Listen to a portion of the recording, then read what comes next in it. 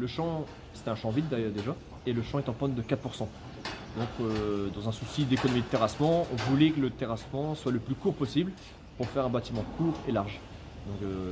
Donc on savait qu'on serait potentiellement sujet à des soucis de ventilation. Donc c'est pour ça qu'on a fait le choix de mettre des rideaux brise-vent de chaque côté du bâtiment pour améliorer la ventilation.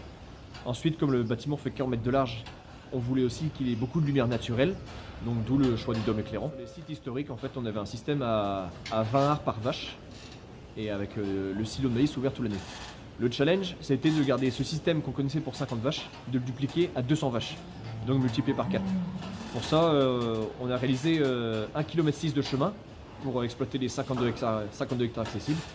Et après, on a fait des paddocks de 2,40 hectares, passé tous les réseaux d'eau.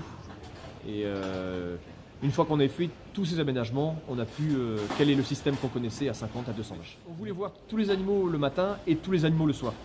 Donc le matin, on passe les 200, on a vu les 200, elles pouvaient partir au champ toute la journée. On revoyait les 200 le soir, elles repartaient au champ la nuit. On a tout vu, hein. On a vu roto intérieur, roto extérieur, robot, salle de traite en épi, salle de traite TPA.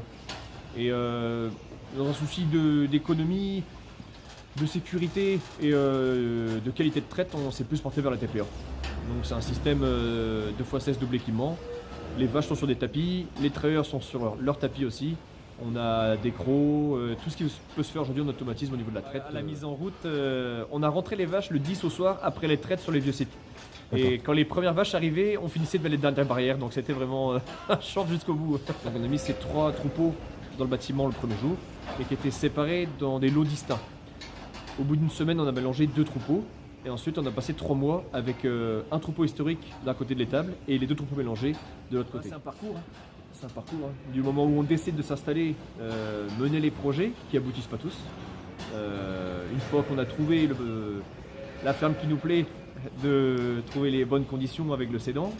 Et une fois que tout ça est fait, le parcours installation, le suivi économique, le financement, c'est vraiment un vrai parcours de combattant. Dans tout rôle, il n'y a plus qu'à travailler maintenant.